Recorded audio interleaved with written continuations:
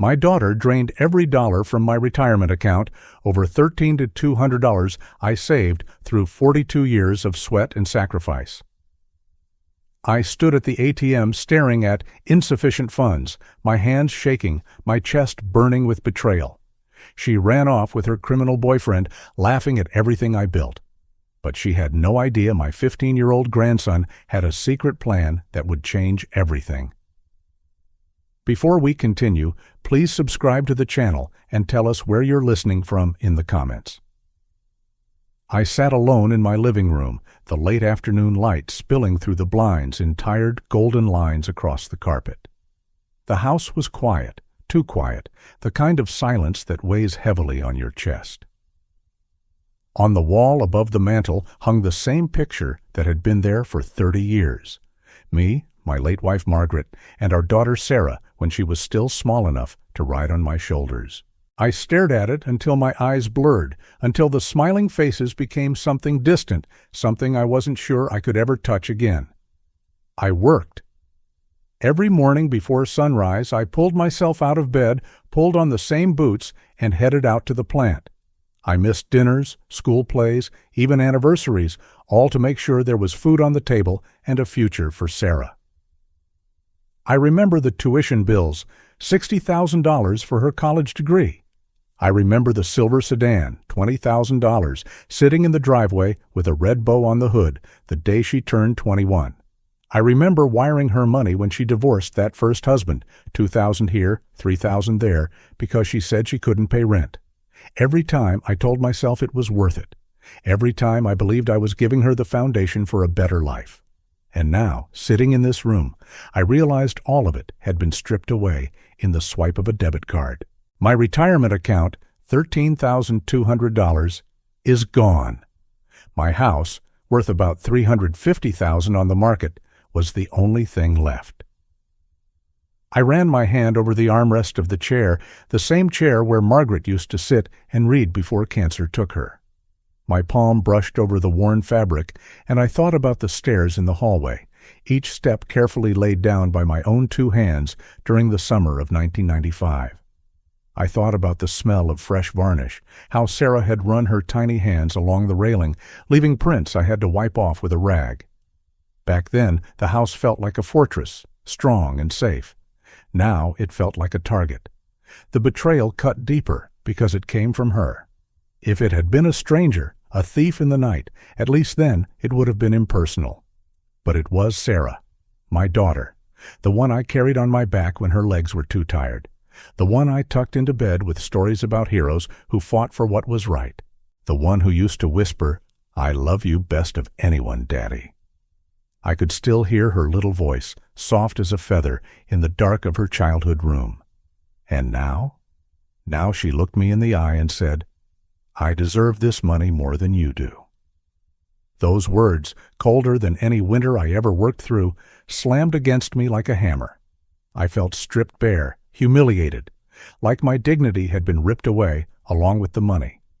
For years, people at the plant used to say, "Tom, you're the solid one, the rock."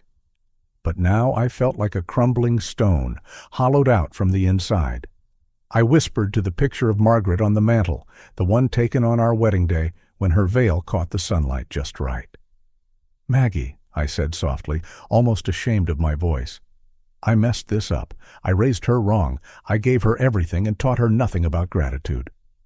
The words cracked as they came out.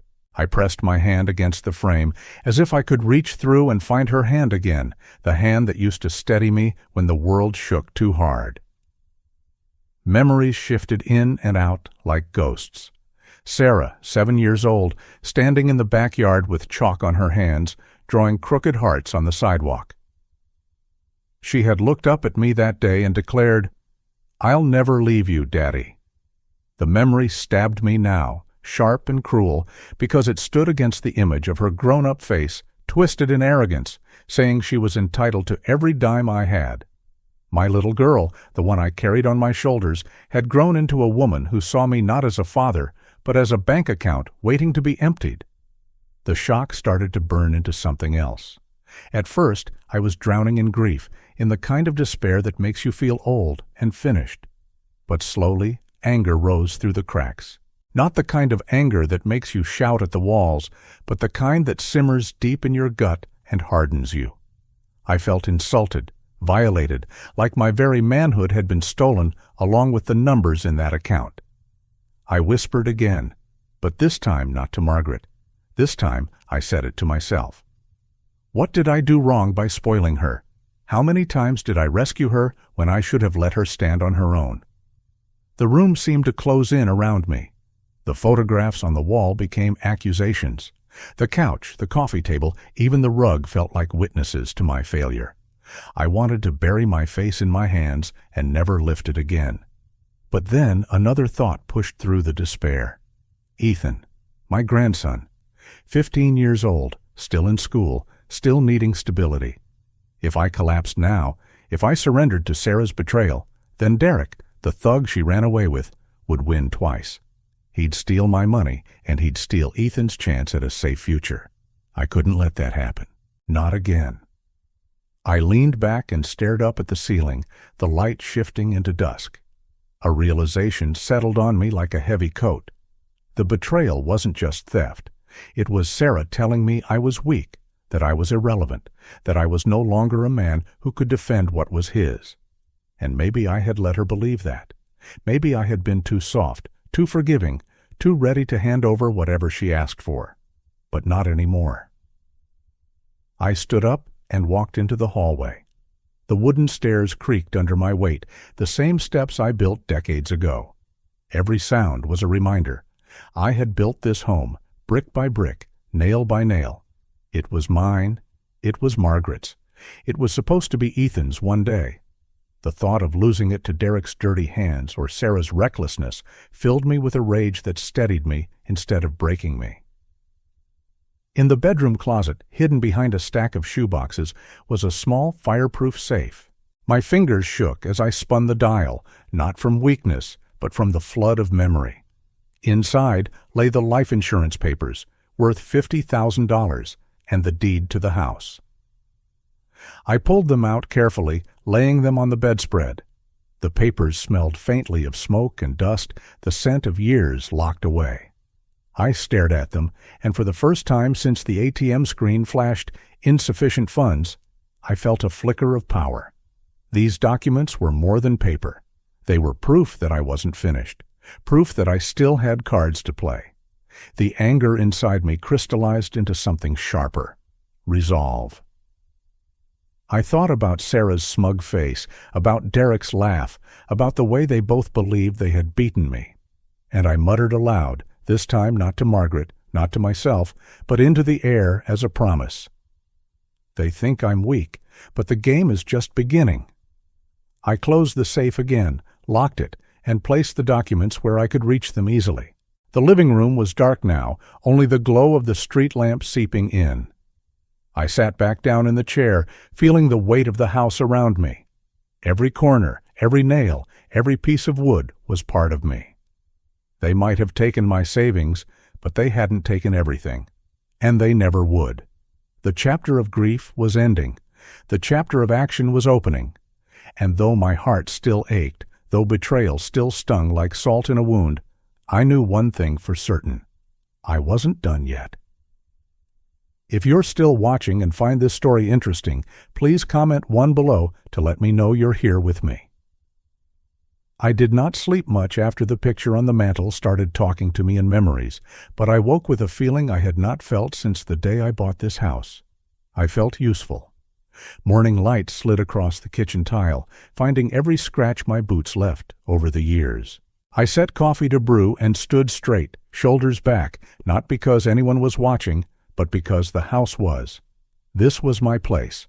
If I wanted to keep it, I had to earn it again, the way I earned every board and nail the first time. I started with the bank. I laid out my papers at the kitchen table like a mechanic sets out wrenches. Checkbook, statements, a pad for notes, a pen that still had the bite of a good spring. I called the number on the back of my card and asked for security. I gave my name, my date of birth, and the numbers nobody knows besides the government and me. The woman on the line sounded young, careful. I told her I needed to freeze every account that was not joint and to add a high alert to the joint account. I could hear keys tapping, short bursts like footsteps down a hall. She apologized for what happened, then began walking me through their rules, slow and exact. She confirmed the small checking account used for the utility bills. She confirmed the old certificate of deposit with less than $1,000 left. She put notes that any change would require my physical presence and photo identification. She added a verbal password, the name of the church where Margaret and I were married, a name I could say in my sleep. When she finished, she told me the flags were live. I thanked her like a man thanks a stranger for jumping his car on a cold morning. Then I called the branch manager. I asked to document that the joint withdrawal had been made without my knowledge and against the spirit of the account. I asked for a copy of the transaction record and the camera footage if they had it. She said she could not release footage without a request from law enforcement, but she would print the statements and prepare a note for my file. I told her I would be in before lunch with letters from my attorney. Saying those words steadied me. It felt like putting weight back under my feet. When I hung up, I dialed a second number, one I had not used since a fender bender on I-75. Richard Coleman picked up on the second ring. I gave him the short version first, then the details, each one like a nail I drove into a plank so it would hold. He listened. He let the silence keep me talking until the whole thing sat on his desk in front of him, even though we were on the phone. He told me to bring my driver's license, the deed, my life insurance policy for $50,000, and anything from the bank with timestamps. He said we would execute new documents to protect me and to place the house beyond reach. He said we would do it quietly, properly, and without drama. Do not argue with your daughter on the phone, he said. Do not threaten. Do not insult. Speak like a man filing paperwork at a counter. Calm is a weapon. I said I could do that. I wrote down his address, even though I could drive to his office without thinking. 11 o'clock, he said. I looked at the old clock above the stove. The second hand ticked like it had something to prove. I had time. I went to the bedroom and pulled the small safe out from under the bed. The carpet had a faint groove where it had sat for years. I spun the dial and opened the lid. Inside, the papers waited like quiet soldiers. The deed to the house, the policy with Margaret's name printed in a font that made my throat feel tight. The stamped receipt from the ATM that had grinned at me with the words, "Insufficient funds." I put them in a clean manila folder. I added the check stubs from tuition and the bill of sale for the $20,000 car I bought for Sarah when she said she needed help to get to work. I closed the safe and tucked the key into the little dish on the dresser where Margaret used to keep hairpins. The phone rang. For a second, I thought the bank was calling back. It was Sarah. She did not say hello. She went straight to saying I was making a fool of myself. She said I was choosing money over family. She said I had put her name on that account for a reason, and she was finally using what was owed. I listened with the phone on the table and the speaker on, so I would not press it to my ear like a confession.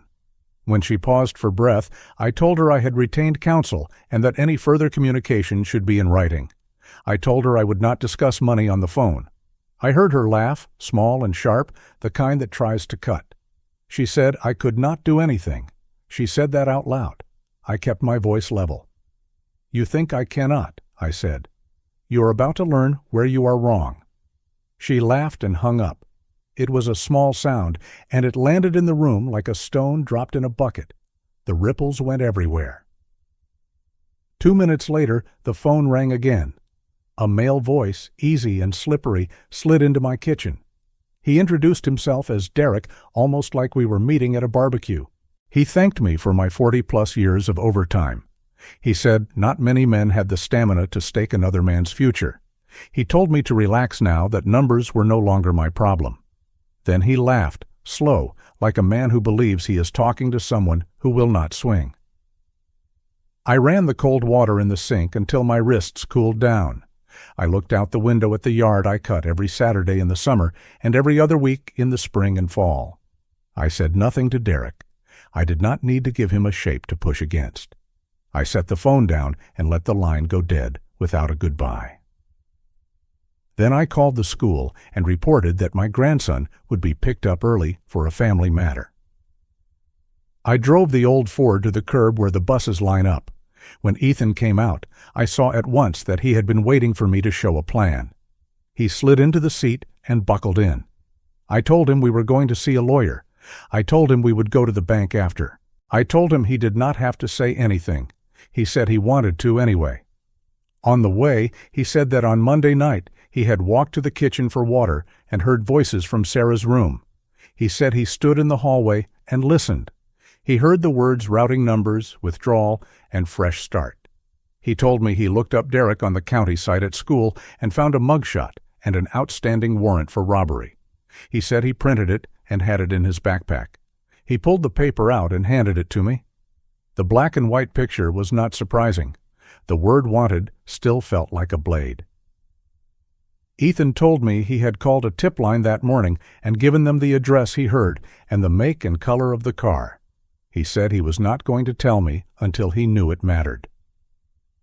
I pulled into a grocery store lot and parked where the sun warmed the hood. I turned and looked at him. He had his mother's eyes and my mother's chin, and right then he had a steadiness I wish I had when I was his age. I told him I was proud. I told him he did the right thing. He swallowed and said there was something else he had to say. He said he heard my name spoken like it was a joke. He said he heard Sarah tell Derek that if I made trouble, Derek would make me sit down and shut up. He said those words quickly, as if he said them fast enough they would not fully exist. For a second, I saw red, not the temper that breaks things, the kind that fixes them. My hands tightened on the steering wheel. I pictured Margaret shaking her head and telling me to stay in the lane. I breathed through my nose and let the anger harden into something cold. "I will not let anyone touch you or me," I said. "We are not going to shout. We are going to do something better." He nodded. He believes in Actio, in the way some people believe in slogans. Richard's office sits in a low brick building that used to be a dentist. The waiting room smells like coffee and old paper, the good kind of old, like ledgers and library books. Richard met us at the door and shook Ethan's hand. He led us to a small conference room where a long oak table ran down the middle, like a track. I laid out the documents: the deed, the policy, the ATM slip with the word that stole my breath, the printout with timestamps, the mugshot. I told him about Sarah's call and Derek's tau and tea and Ethan's tip. Richard took notes with a pencil. He asked if Sarah had ever paid a mortgage bill. No. He asked if her name was on the deed. No. He asked if she had a key. Not anymore. He nodded with each answer like a carpenter checking measurements. Then he laid out a plan so simple and strong that I could feel my pulse settle just hearing it. We would execute new durable powers of attorney naming Ethan primary and my neighbor Frank Harris secondary, limited to finances and health decisions if I became incapacitated. We would update my will, placing the house into a simple trust for Ethan, with conditions. We would send a letter to the bank to flag the joint withdrawal and invoke heightened security. We would not speak another word to Sarah about money. We would let paper do the shouting. He told me we could also consider filing a report regarding the withdrawal, not as revenge, but as a record. He said that sometimes prosecutors look for patterns. He said that often the first paper in a file prevents the worst paper later. He told me to think about it. He did not push.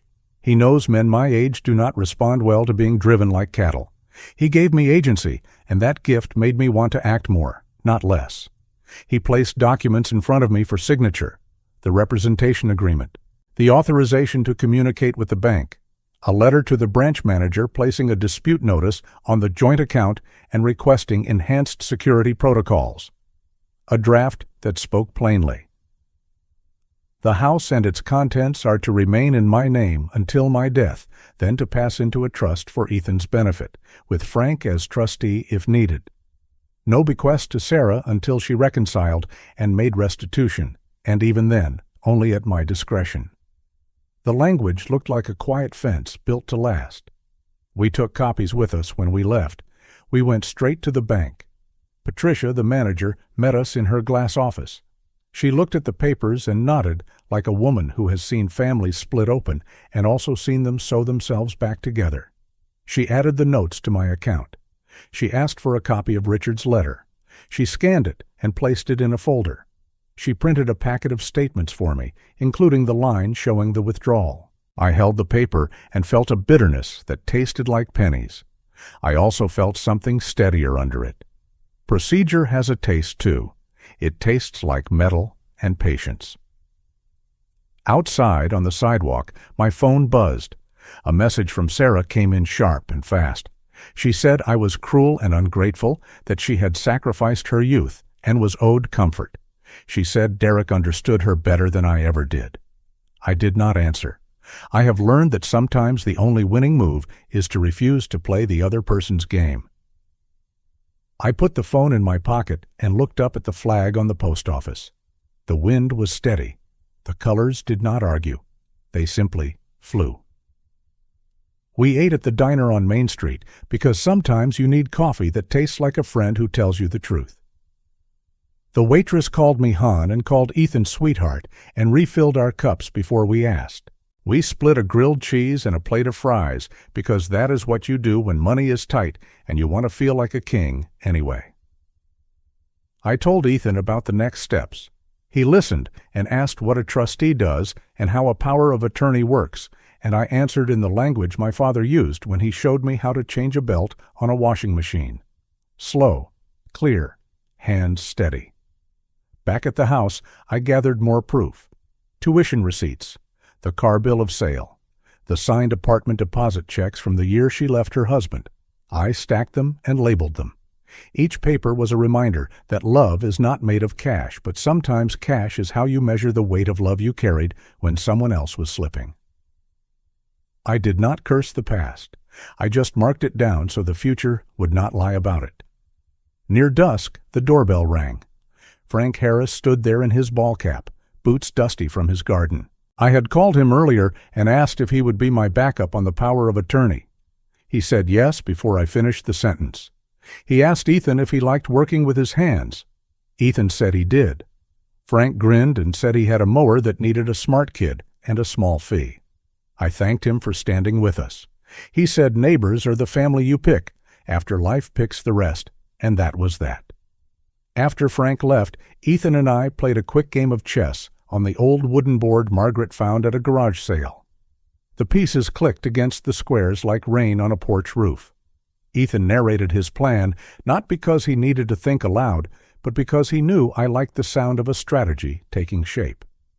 While he spoke, my phone lit up with a number I did not know. I answered anyway. A polite voice said he was with the bank's fraud department and needed to verify recent activity. He asked me to confirm my address, then asked for the last 4 digits of my card and the 3 numbers on the back. The hairs on my neck stood up. I told him I would call the bank back myself on the number printed on my card. He hung up without a goodbye. I called the real number and reported the attempt. Patricia thanked me and added a note. Not all thieves wear ski masks. Some wear headsets. When the street lights flicked on, I opened a fresh notebook and wrote the date. I wrote a sentence that felt like a door locking and a light switching on. I am not a victim in my own house. Under it, I made a list for the morning.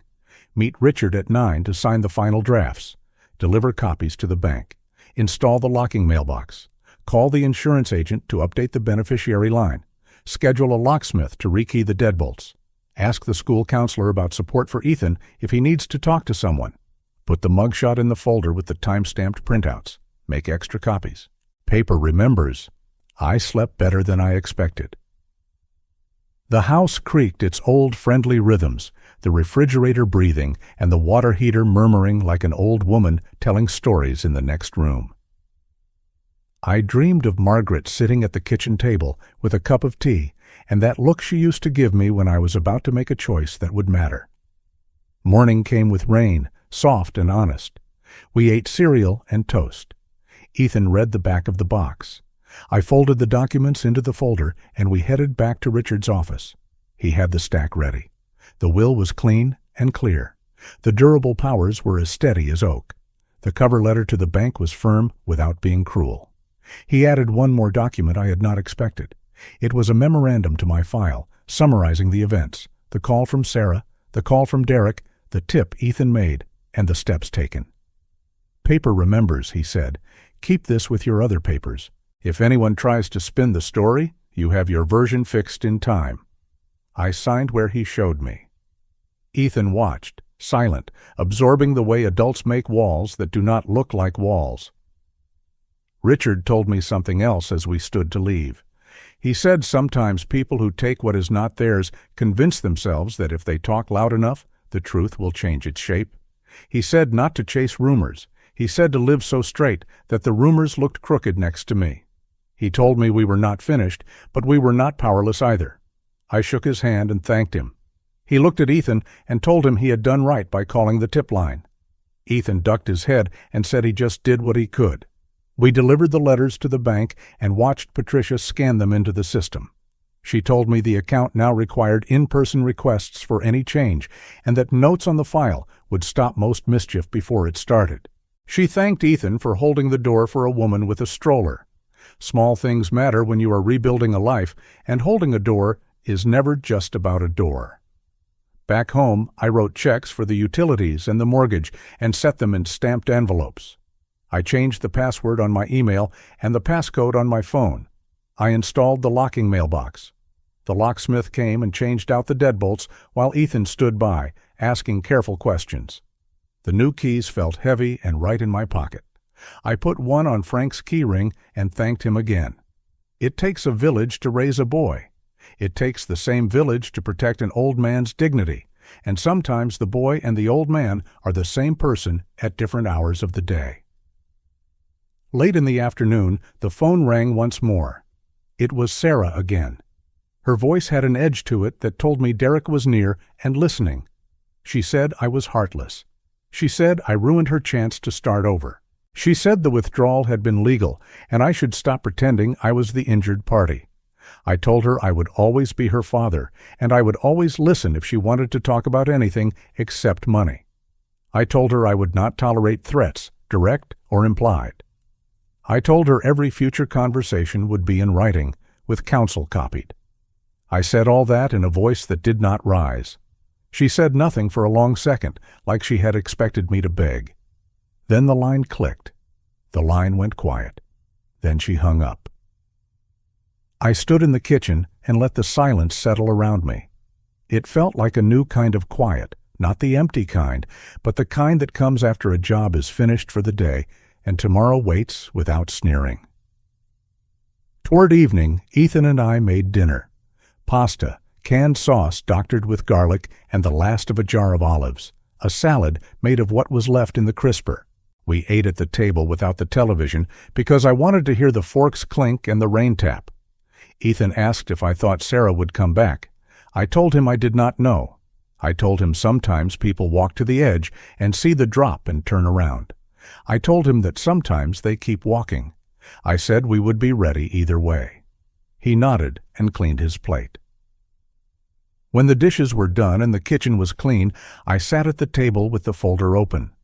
On top lay the last document from Richard, a power of attorney I had not yet signed because he wanted Frank present as a witness.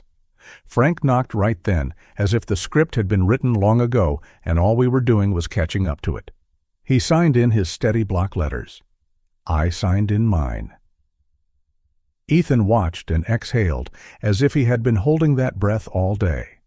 I put the signed originals in the safe and closed the lid with a soft click that sounded like authority. I closed the safe and put the key back in the little dish on the dresser where Margaret used to keep hairpins and buttons.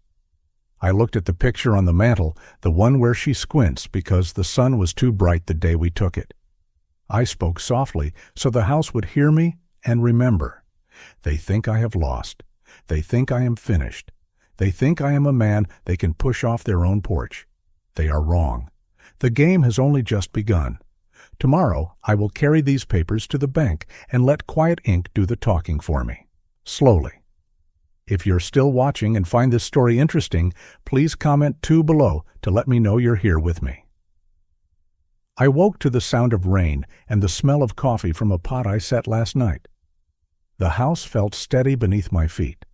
I took the folder from the safe, checked the copies, and laid everything out on the kitchen table like a map.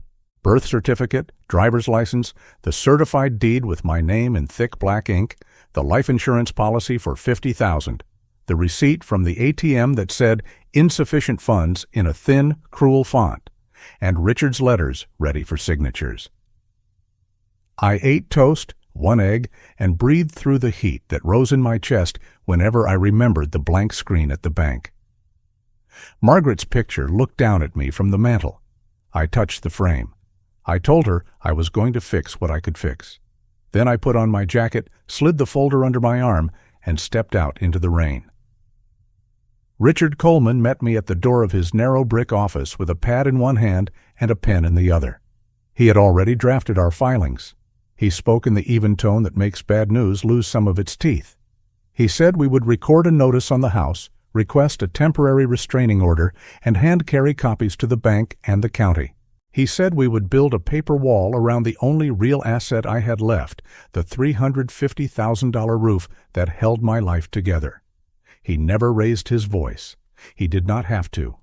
The plan itself did the talking. It moved forward like a good train, slow into the station, sure when it left. I signed where he pointed. He notarized my affidavit that the joint withdrawal was without my knowledge and against my intent. He slid a letter to the branch manager across the desk for my signature, the one that put a high alert on my accounts and required my face at the counter for any change. He attached a copy of my driver's license and the deed. He never hurried me. He let me breathe between pages so I could feel the difference between panic and action. When we were finished, he tucked the papers into a blue file, squared the edges with his palm, and said we had time to beat the morning rush at the courthouse. The courthouse rose out of the rain like an old ship, stone wet and certain. We passed through security and climbed the marble stairs. The clerk's window was guarded by a woman with a name tag that said Evelyn. She checked our forms like a librarian checks a rare book. Her stamp thumped a rhythm on each page. Richard asked for an emergency hearing. She looked at the papers, looked at me, then marked a time on a small calendar card and told us to be back by 1. We thanked her and stepped into the hallway where the air smelled like wet coats and dust. Paper has a sound when it is real. It whispers. It does not shout. I heard it then.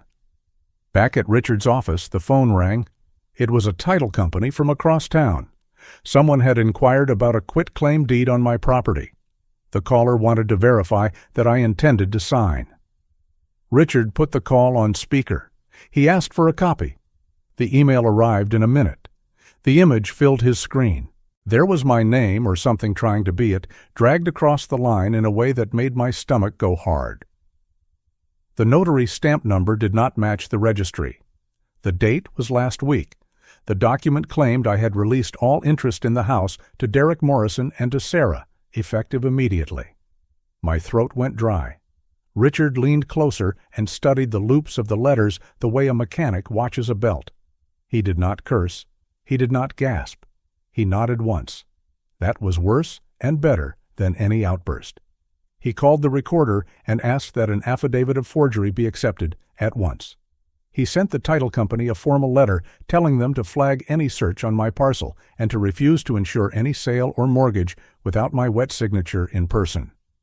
He called the shipping store listed on the fake stamp and learned the notary had moved out of state months ago. He sent the detective who took Ethan's tip a copy of the image and the stamp number. Each step was small, but together they felt like stacking sandbags around a door in a flood. The water still pressed from the other side. But the line was holding. I felt it in the way my shoulders lowered an inch. I did not know they carried. We had an hour to eat, Richard said, and a man is steadier with food in him. We went to the diner across from the courthouse and split a hot turkey sandwich. The rain hammered the awning and made the world sound like a drum. Halfway through the meal, my phone lit up. The screen showed an unfamiliar number from Columbus. A detective spoke and asked me to confirm my name. He said officers had arrested Derek on his outstanding warrant during a traffic stop at 9:40 that morning. He asked if I could come in later to provide my statement and copies of the filings. I said yes. He thanked me and told me to keep my phone close. I stared at the wet street and felt the odd mix that comes when justice and sorrow stand in the same doorway. The next call came before I put the phone back in my pocket.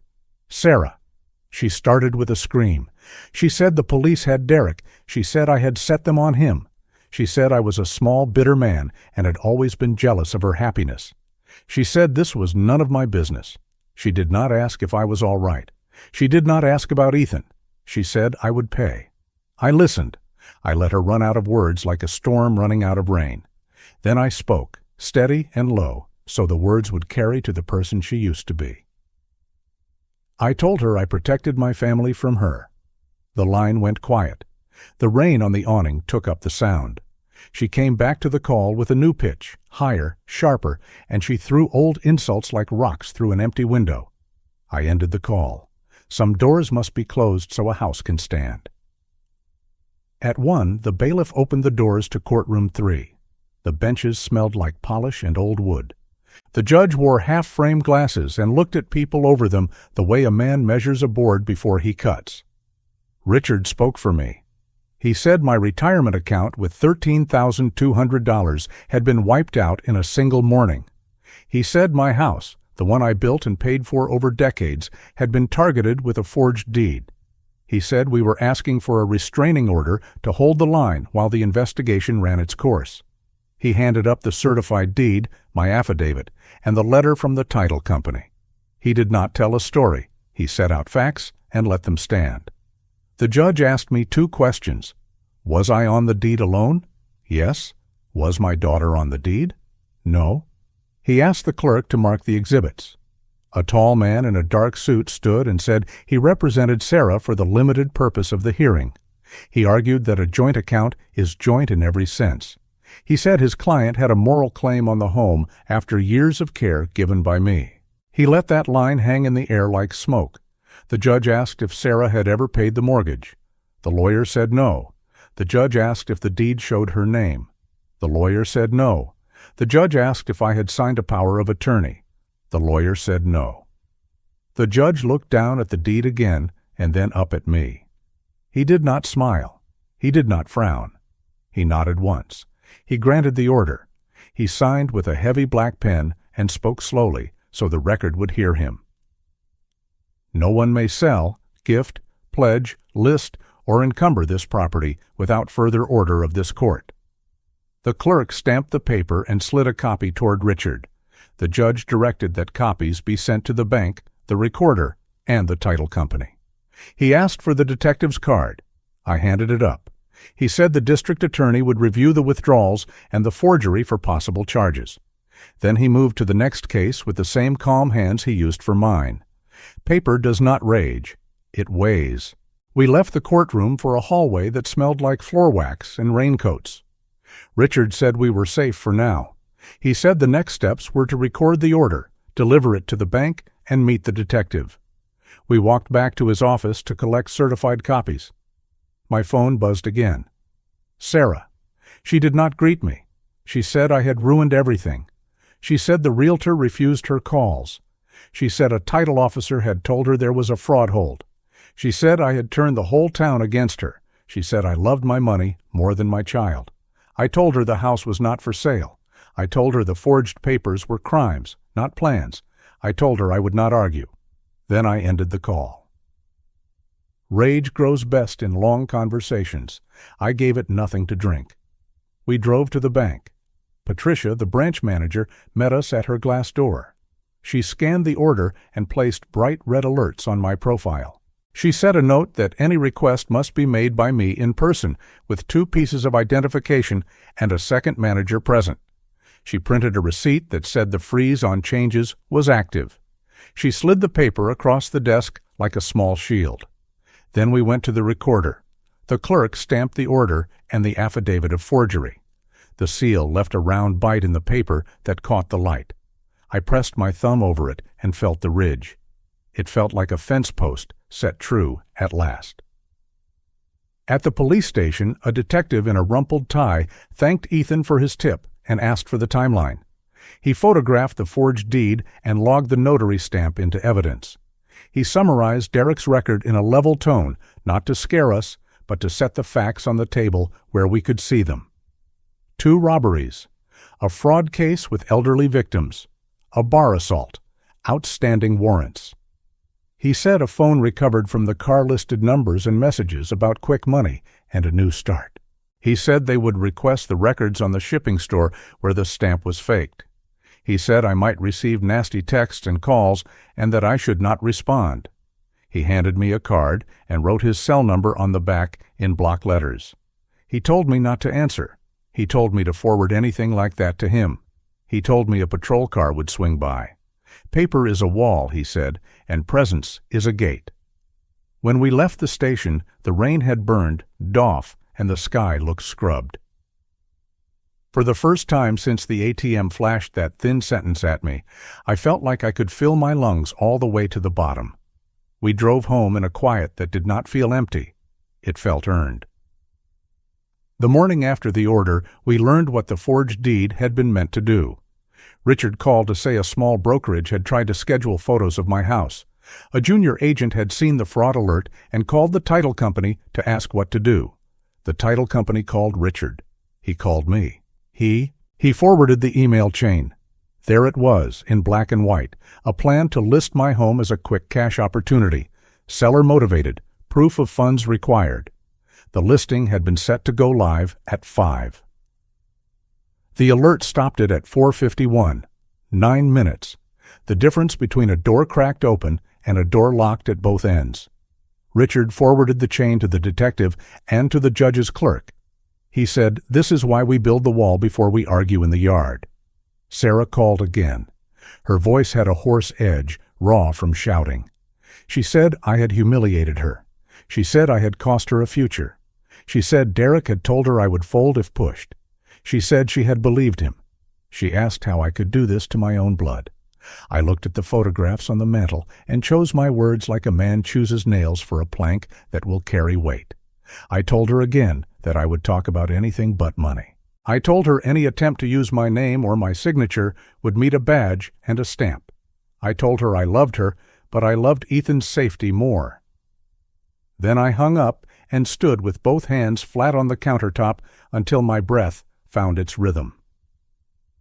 By noon, the court set a brief return hearing to confirm the restraining order after notice. We sat on the same benches. The same flag hung at the same angle. The same judge took the bench. The lawyer who had spoken the day before rose again and said he had nothing further. The judge made the order continue and added a line that any attempt to transfer or encumber the property would be contempt. He directed that law enforcement could arrest on the spot if anyone ignored the order. He signed again, slow and clear. The clerk's stamp sang its small song. The double doors opened, and Sarah entered as the clerk handed me the new copy. She walked fast, jaw set, shoulders squared, like someone going into a fight. She said I had turned Ethan into a spy. She said judges always side with fathers who hoard money and love. She said Derek was a good man with a bad past, and that I was a bad man hiding behind paper. The judge lifted a hand and told her to stop.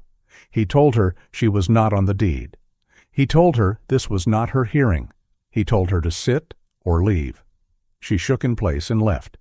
The door closed with a soft click that sounded louder than it was. That afternoon, I met the insurance agent and updated every line. Beneficiary of the trust. Emergency contact to Richard's office. Notes that any change required my face, a second manager, and a call to a number only I answer. The agent slid the finished forms across the desk and said, "There you go, Mr. Miller." It sounded like a bell at the end of a round. Back home, I changed passwords, backed up records, and placed the new certified copies in the safe.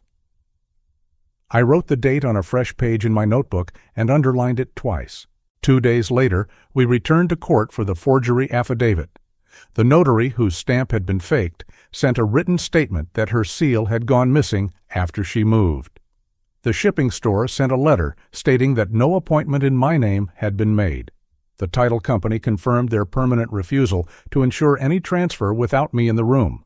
The judge ordered the affidavit recorded, directed the recorder to mark the parcel as a fraud report address, and recommended the matter to the district attorney for review. His voice did not change. The weight of his words did.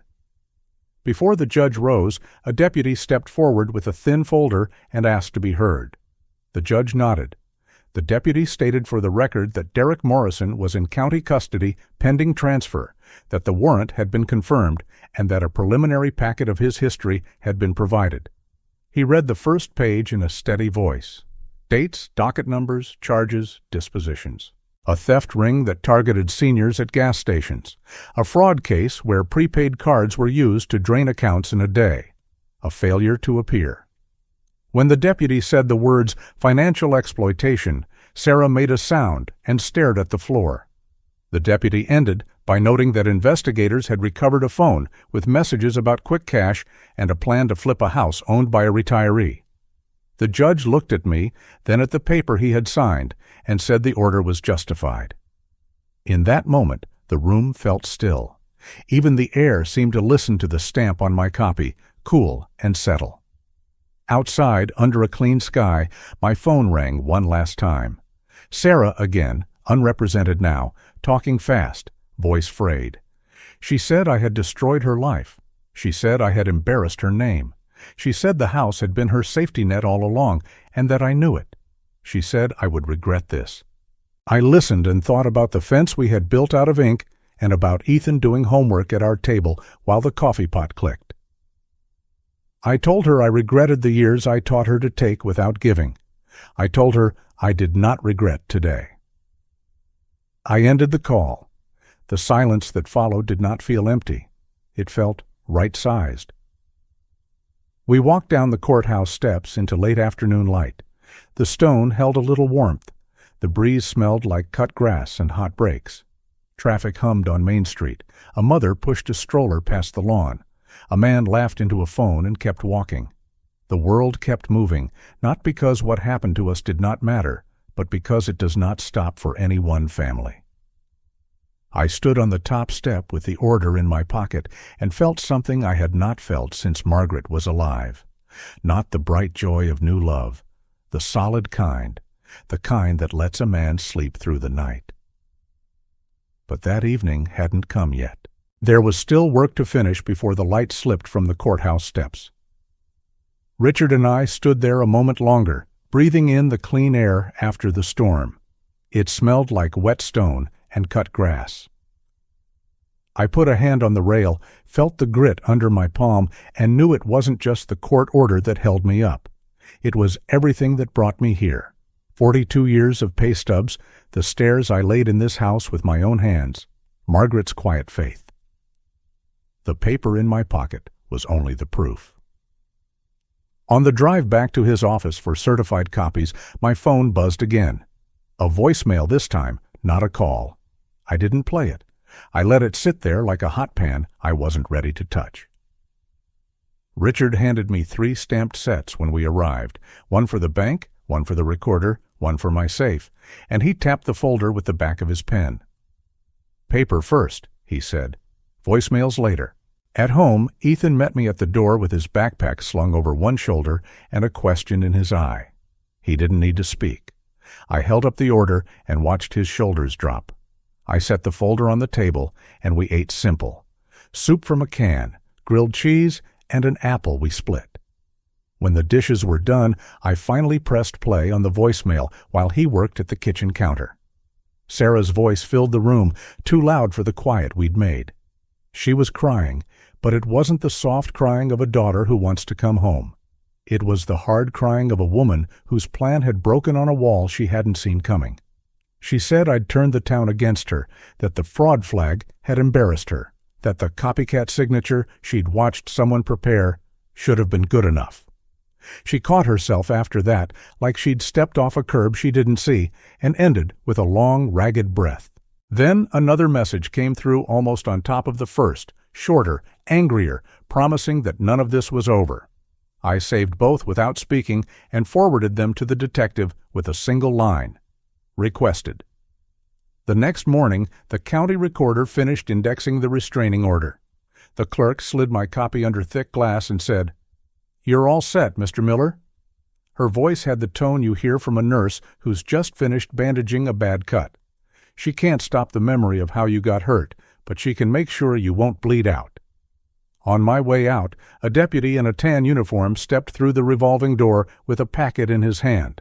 He asked my name, checked it against his papers, and said he had attempted service on Sarah at an address listed in the forged deed inquiry. No answer. He would try again. He asked if I felt safe. I told him yes. He told me a patrol car would make a loop past my street that week. It wasn't drama. It was a procedure. Procedure feels like a steady hand on your elbow when you need to walk up a narrow stair. By noon, the detective called to say Derek had been moved from the city to the county on the warrant. The phone recovered in the car was now logged, and they'd pulled a thread I didn't even know was there. Texts about title, notary, and rush cash.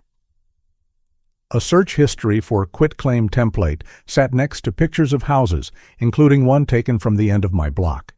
The detective didn't editorialize.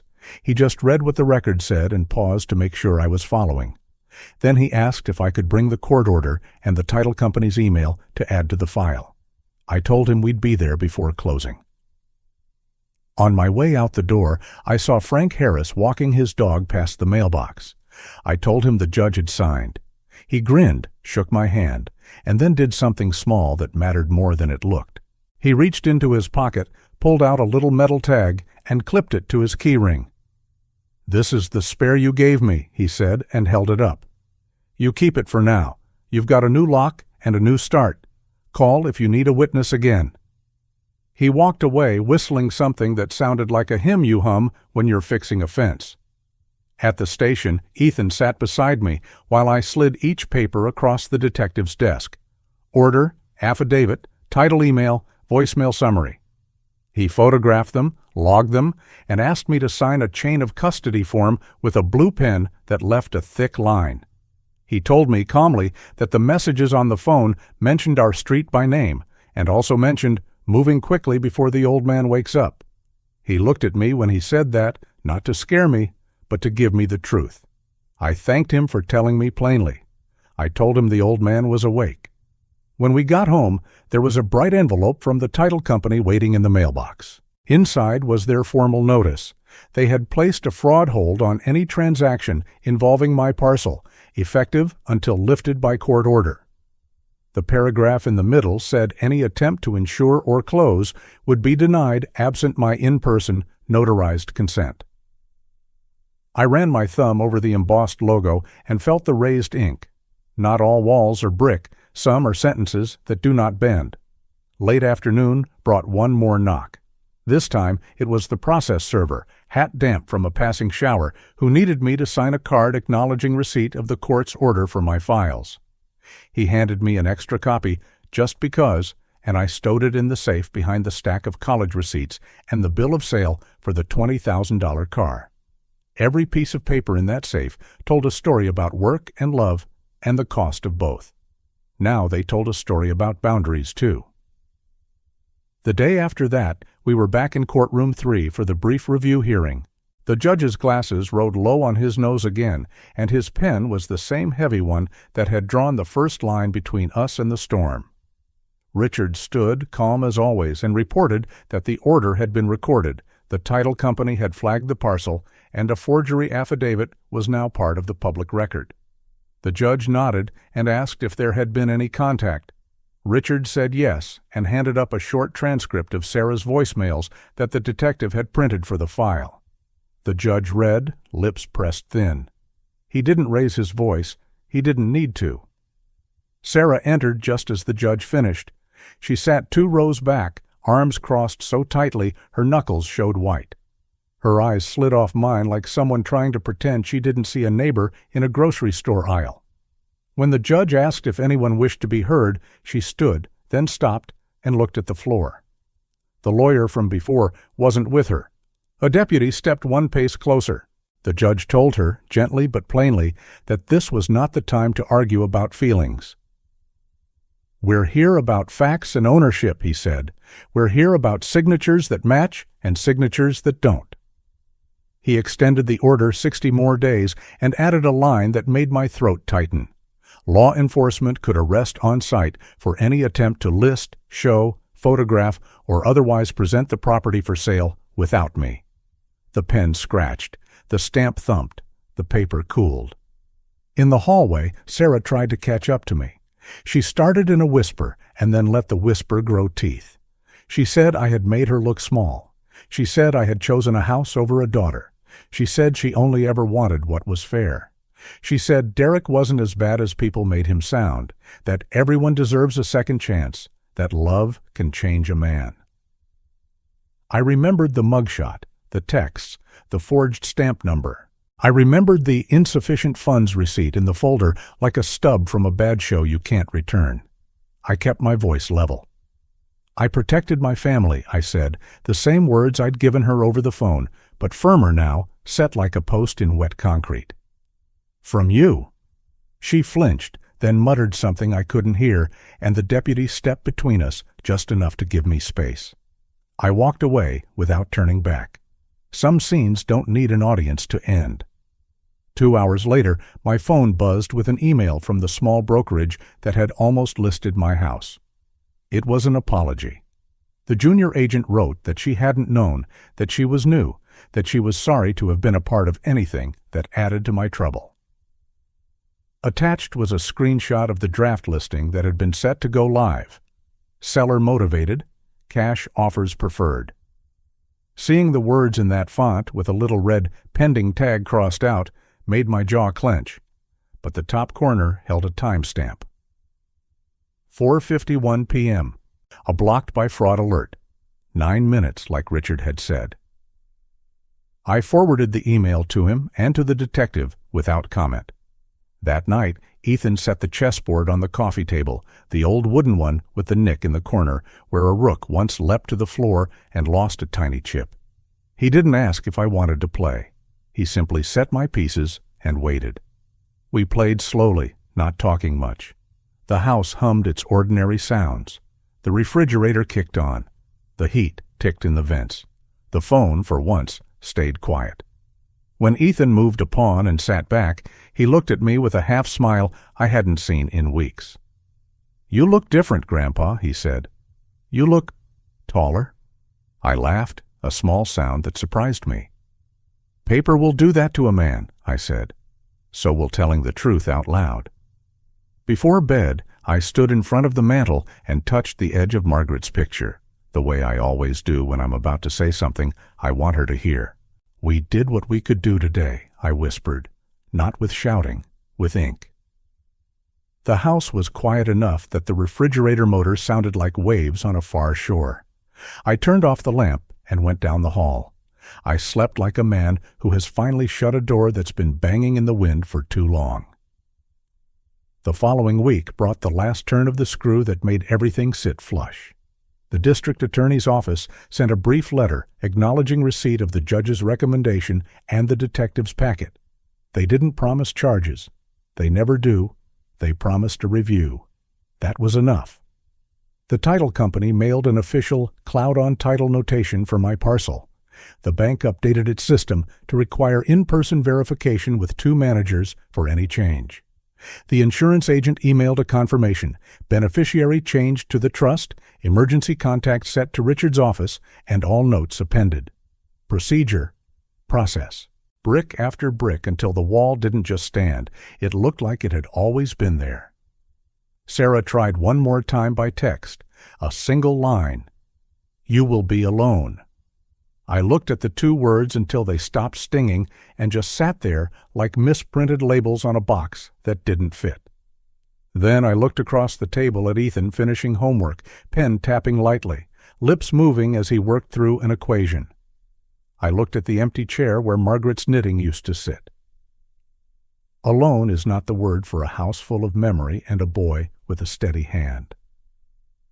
I turned my phone face down and poured 2 glasses of milk.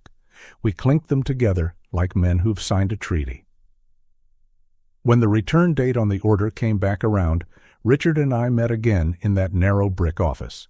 He shuffled the blue file, squared the edges, and smiled in a way that never reached for theatrical. "You've got what you need," he said. "The rest is time and attention. We'll keep both." He asked me how I felt. I answered without thinking. "I feel like they thought they'd already won," I said. "But this moment right here, I took back everything that matters." We walked to the recorder one last time to file the updated memorandum of trust. The clerk stamped it. The seal bit the paper. The copy slid under the glass. I tucked it into the folder beside the certified deed with my name in thick black ink, the $50,000 life insurance policy, and the receipt that once made my hand shake. I didn't need to look at that receipt anymore. I kept it because it told the truth about where this started. But it no longer told me who I was. When we stepped outside, the courthouse no longer looked like a ship in the rain. It looked like what it is: stones set square on a foundation that holds, doors that open, a flag that moves when the wind says so, and rests when it doesn't. I stood on the top step in late afternoon sun and let the light find my face. I wasn't a different man. I was a man who remembered himself. Feeling dismissed, used, or invisible is heavy, isn't it? If you believe every person deserves justice, type the word justice in the comments. Now stick with me. Watch what we do next with the peace we just earned. If you're still watching and find this story interesting, please comment 3 below to let me know you're here with me. The days after the hearing felt different. Not lighter, not joyous, but steady. The kind of steadiness a man feels when the ground under his feet finally stops shifting. The order was signed, the forged papers exposed, and Derek sat in county custody while Sarah scrambled in the mess she had made. For the first time in months, I wasn't waiting for the next shoe to drop. I could finally look at the walls of my own house and feel they belonged to me again. I knew the consequences would ripple. Derek faced more than just my case. His record stretched back years, and the district attorney was piecing together every charge he had dodged. I heard through the detective that bail was denied, that the judge looked at his pattern of fraud, his past failures to appear, and ruled he was a danger to the community. Derek would sit behind bars until the trial. I pictured him in a cell, angry and pacing, telling anyone who would listen that he had been set up. But paper doesn't lie, and paper was what he had used to try and steal my house. Paper would now be the wall that held him in place. Sarah's fall was quieter, but in some ways harsher. She lost the house she thought was hers to sell. She lost Derek to the cold walls of county jail. She lost her standing with neighbors who had once smiled at her in the grocery aisle. I heard she moved into a small apartment on the edge of town, a 1-bedroom walk-up with peeling paint and thin walls. A friend of Ethan's told him she was borrowing rides, sometimes standing outside the laundromat waiting for a bus that only came once an hour. The girl who had once lived in my house rent-free with a car I helped her buy and meals I cooked now carried plastic bags up cracked stairs. She called once. I let the machine take it. Her voice was flat, stripped of the sharp edges that used to slice through me. She said she was sorry. She said she didn't know what came over her. She said Derek had convinced her it was survival. She said she had nowhere else to go. I sat at the kitchen table, listening to her words spill through the speaker, and I looked across at Ethan. He was bent over his math homework, pencil tapping a rhythm. I thought of the judge's words. I thought of Richard's calm hand on the papers. I thought of the forged deed with my name dragged across it like a wound. I erased the message. I didn't return the call. A line once crossed too many times is no longer a line. It becomes a canyon. Life for Ethan and me found a new rhythm. My pension check came each month, a little over $2,000. I kept $3,000 in cash tucked in the safe, a habit Margaret always teased me about, saying I treated bills like a winter pantry. But when banks flash insufficient funds, a man learns the comfort of folded 20s stacked tight in an envelope. We lived simply. Groceries from the market, bills paid on time, chess on the coffee table after supper. I read the newspaper each morning with my coffee. Ethan raked leaves, shoveled snow when it came, and tended the small garden patch Margaret had once loved. Life was not rich, but it was enough. and enough feels like a fortune when you've almost lost it all.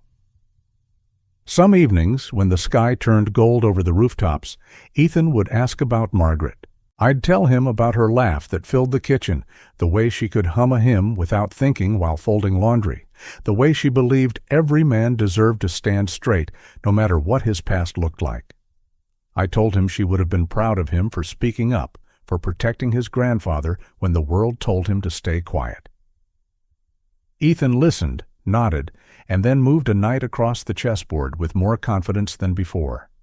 Sarah tried again. Weeks later, another voicemail.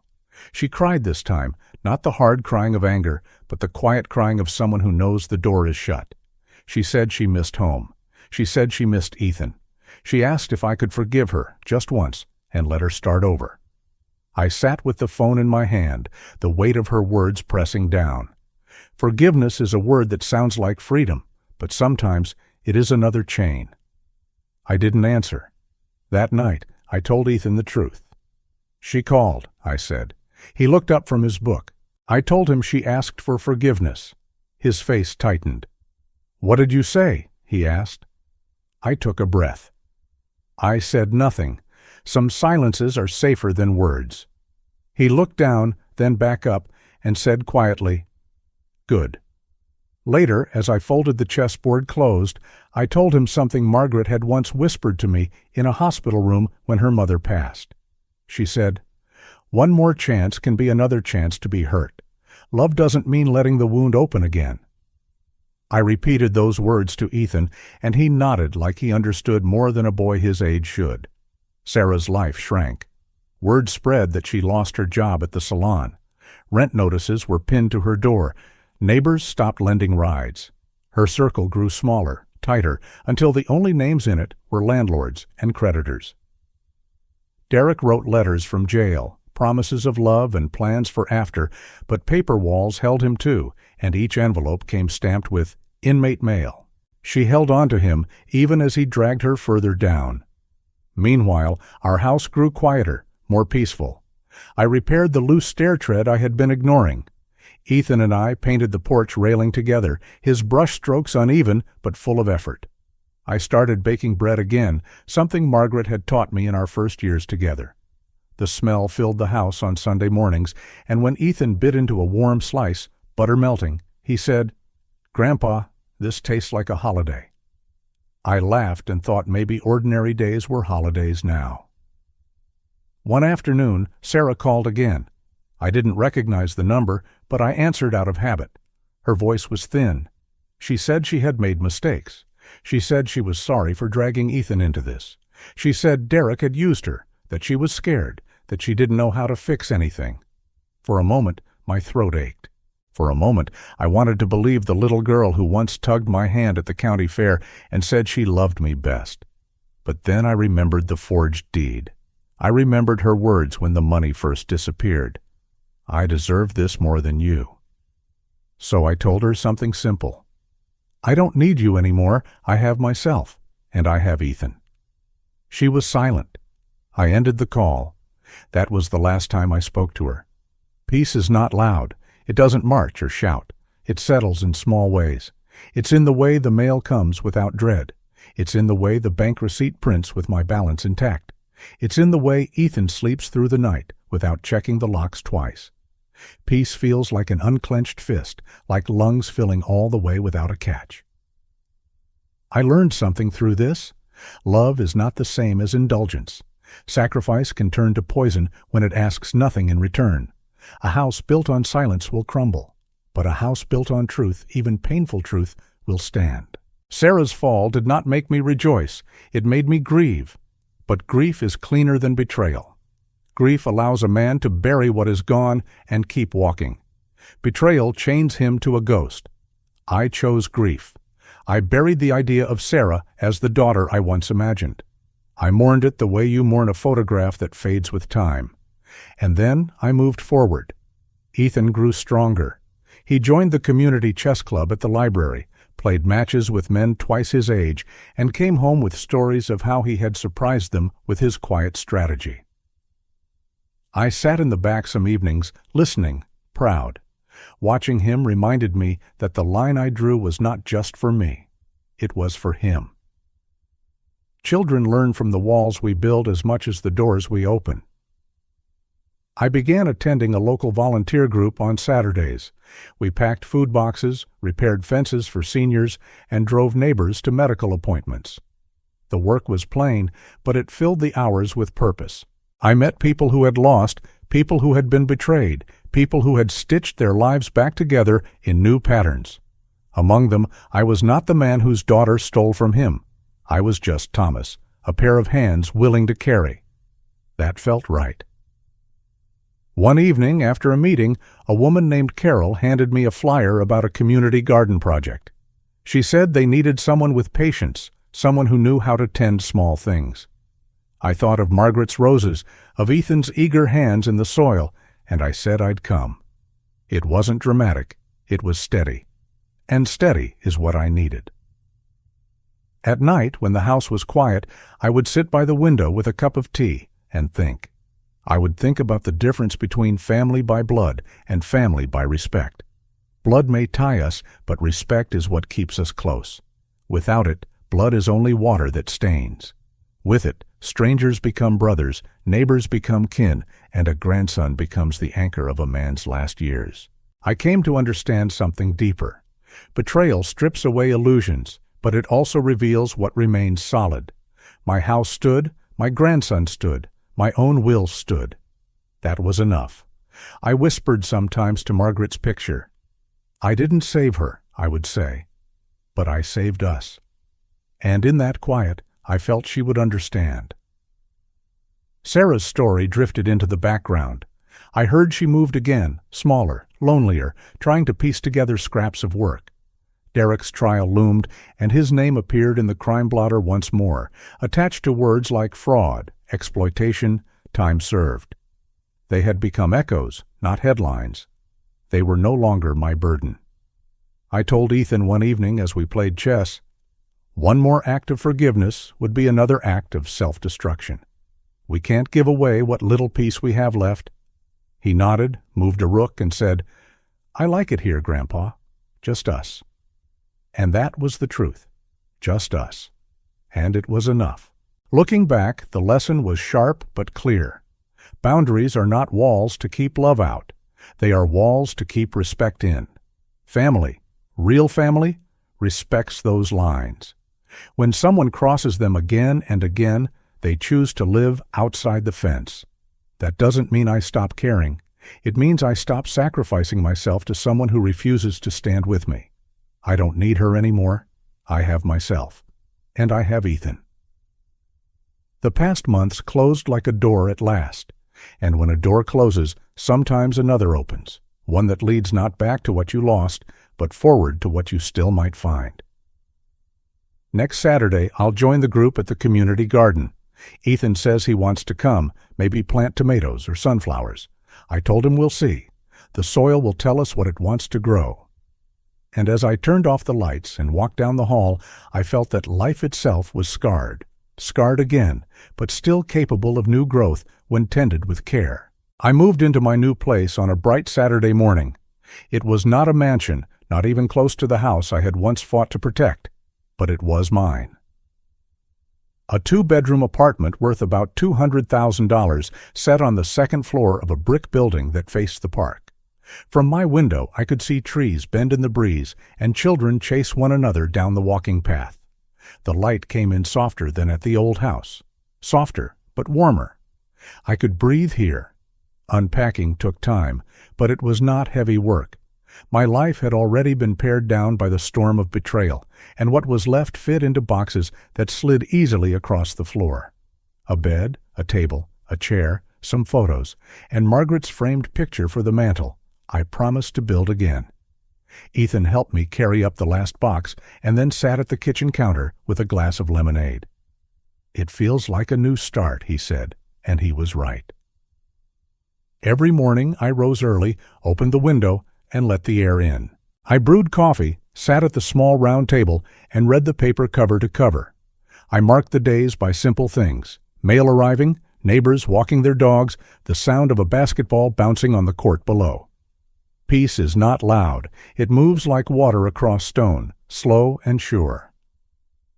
I joined a local volunteer group that met on Wednesdays and Saturdays.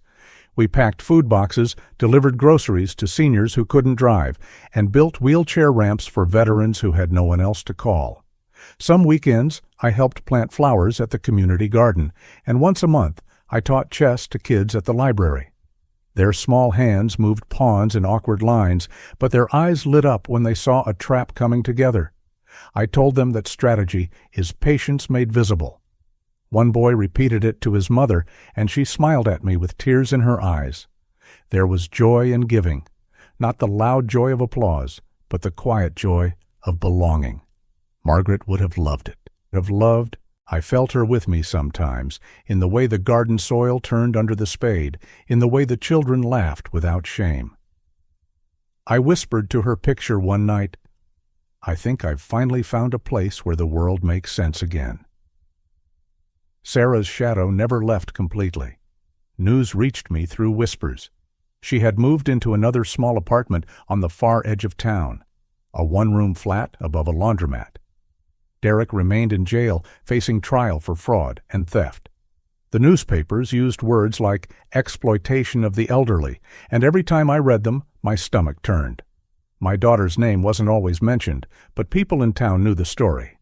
Her calls grew fewer, and then letters began to arrive instead. One envelope came in early spring. Her handwriting had grown shaky, like the ink itself was ashamed. She wrote that she was sorry. She wrote that she missed Ethan. She wrote that she hoped one day I could forgive her. I sat at the table with the letter spread open before me. I thought about everything, the forged deed, the screaming phone calls, the night Ethan told me he heard Derek threaten violence. Forgiveness sounded like another open wound. So I tore the letter in half, then in half again. "I don't need their apology," I said aloud, the words steady. "I have my life now." The pieces went into the trash, and with them went the last tether she had to me. Some things are better buried. Life without that weight felt freer. Ethan grew stronger, more independent. He studied hard, worked part-time at the bookstore, and still came over twice a week for dinner. We played chess, baked bread, watched the evening news, and sometimes walked to the park to feed ducks. I found myself smiling more often, not the forced smile of a man hiding his hurt, but the simple smile of someone who had made peace with the truth. One afternoon, while watering the small plants on my balcony, I thought about the lessons carved into my life. For parents, I realized the greatest mistake is confusing love with indulgence. To give without boundaries is not love. It is surrender. A child must learn gratitude, must learn that trust is sacred. Without boundaries, love turns into a debt that is never repaid. I whispered into the breeze, "Parents must teach respect, not entitlement. That is the real inheritance." For children, the lesson was sharper still. A parent's love is not a bank account to raid, not a house to sell out from under them, not a pension check to be drained. When trust is broken, it cannot be bought back.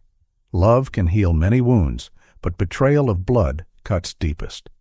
To those who would listen, I would say, if you use your parents' kindness for greed, you don't just lose their money, you lose their heart, and once it's gone, it doesn't return.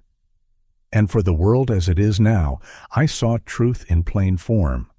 Greed has become a louder voice in our time. People chase quick gains, chase shortcuts, chase what isn't theirs to take. But greed always collapses. It leaves families fractured, lives broken, names stained.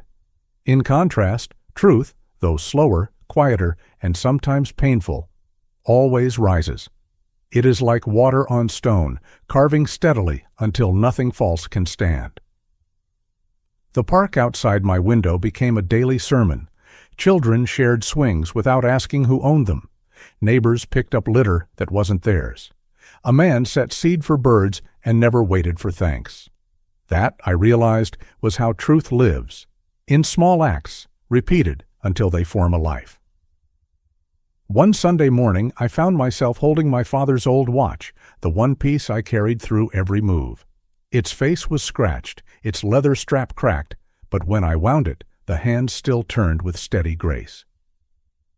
I set it on the mantel and thought of all the years it had ticked through: wars, funerals, weddings, betrayals, recoveries.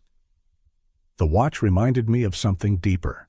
Character is the one asset no one can steal, I whispered. I kept repeating that line until it settled in me like stone. Money can vanish, houses can be forged away, names can be dragged through court filings. But character endures. It is the deed written not on paper, but on the heart. As for Sarah, her life slipped into the margins. A neighbor told me she worked cleaning rooms at a motel, that she looked tired, and that she spoke little. Another letter arrived, this time shorter. She asked for help with rent. I didn't answer. Silence was the only boundary left. I chose not to cross it. Some doors, once shut, must stay shut. Ethan understood. One evening he asked, "Grandpa, will you ever talk to her again?" I paused. "No," I said. "Forgiveness doesn't mean letting someone hurt you again. Sometimes love is keeping distance." He nodded, and in his young face I saw relief. Children need certainty as much as love. The seasons changed. Spring to summer, summer to fall.